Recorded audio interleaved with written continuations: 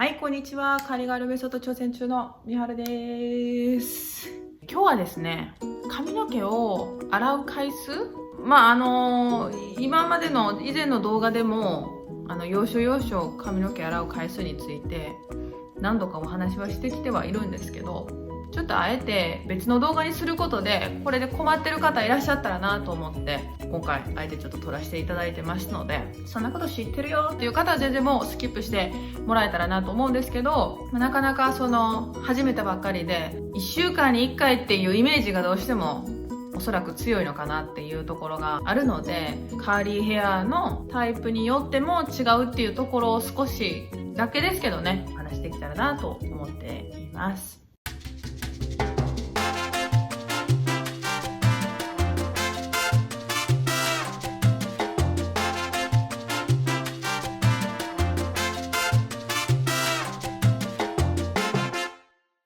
髪の毛、毎日洗わないのがいいっていうのは変わりません。で、リンスの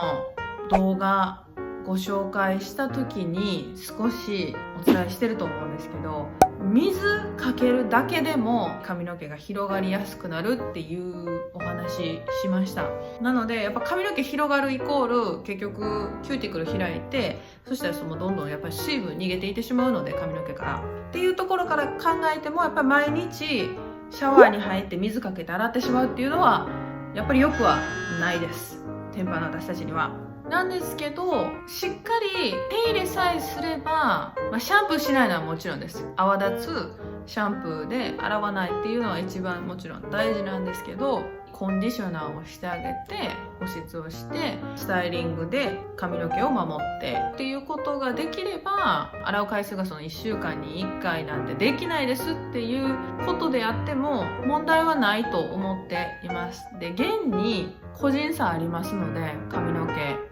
頭皮状態全然みんな一人一人違うので、カーリーヘアのレベル、癖がやっぱり緩い方が皮脂の分泌量が多めになります。で、髪の癖が強ければ強いほど分泌量が少ないっていう傾向にあるそうなので、癖が緩い方は1週間に1回の頻度で洗うとおそらくしんどいと思います。頭皮がベタつくとか、匂いが気になるとかっていうことになりがちで、私で1週間に1回がもうギリギリのマックスレベルです、今のところ。匂いとかで私も運動したりするのもあるので、もう本当に5日6日目に洗うっていうのがマックスに近いですかね。1週間に1回の本当に週1でサイクル回そうと思ったらちょっと辛いっていうのがあります。私のこの癖のレベルで、私の髪の毛もね、またちょっとヘアのタイプについてもお話しようと思ってるんですけど、いろんな癖混ざってるので、この辺とかはすごい緩いんです。こんな感じでくるくるしてないんですよ、全然。でもこの後ろまとめちゃってますけど、場所によっては結構くるくるしてるようなで、ミックスなんです。で、ほとんどの人が髪の毛の種類タイプ混ざってると思ってもらっていいと思います。本当に十人十色、もうご自身の髪の毛頭皮に合わせて自分で発掘していかないと、誰かに教えてもらってっていうのがなかなかできないのがこのメソッドなので、だからこそちょっと難しいっていう部分でもあるんですけど、自分を知っていくっていう意味でもちょっとしたトレーニングだと思って楽しみながらやってもらえたらなっていうふうには思います。で、もう2日も洗わなかったら髪の毛もベタベタしてきて、頭皮が痒くて臭くなってもう我慢できなくて、もう2日に1回はどうしても洗ってしまうんですっていうお話とかご相談いただくこともあります。もうそういう状態になってしまうのであれば、もちろん洗ってもらったらいいと思います。で、ただそうなる原因としては2つ最低考えられると思うんですね。で、1つは単純にそういう体質、皮脂がもう普段からかなり分泌しやすい、体質だっていうのが1つ。もう1つはシャンプー使ってた時の時代からこのカーリーガールメソッド、洗浄力の弱いシャンプーに変えたことで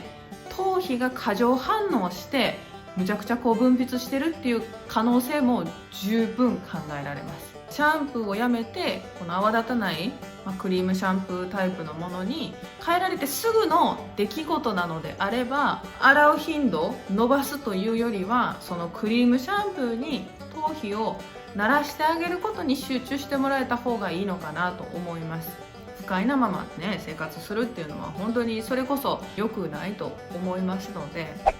こうどっちかから始めるっていうのがいいのかもしれないですね。で実は私もカーリーガールメソッド全部内容変えてしっかり始めたのは7月なんです、去年の。なんですけど、実はこのカーリーガールメソッドっていう名前を聞いて、でシャンプーを週に1回しかしないっていう情報しか入ってこなかったんですけど、入ってこなかったから調べてなかっただけなんですけど、っていう時期がありました。それが4月かな。4月にその話聞いて、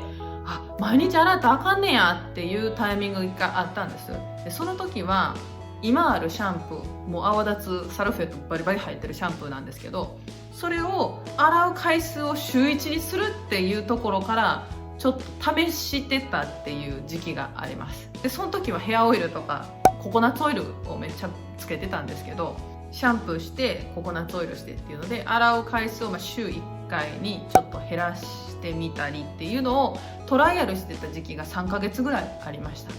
で3ヶ月後にこの本買って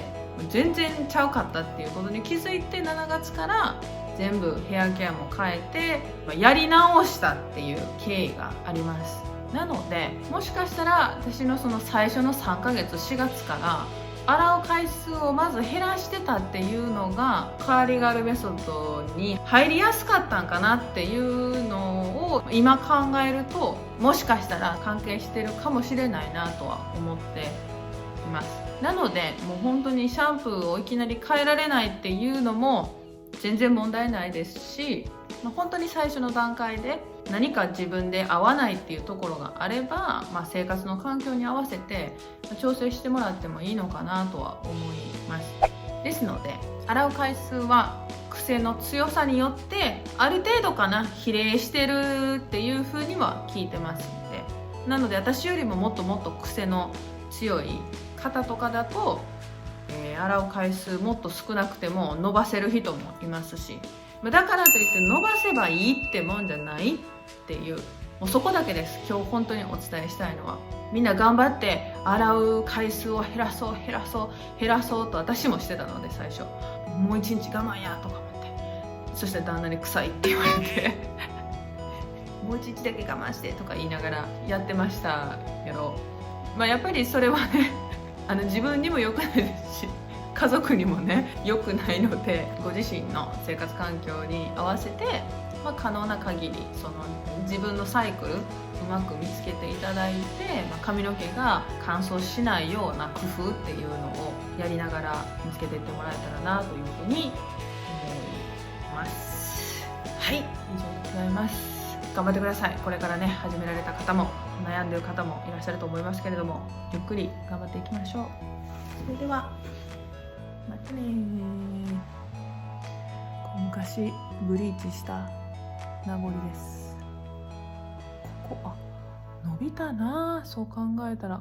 ここ根元がここだったはずなので髪の毛伸びましたね。こっちはわかります？この長さの違い、こっちちぎれて溶けた方です。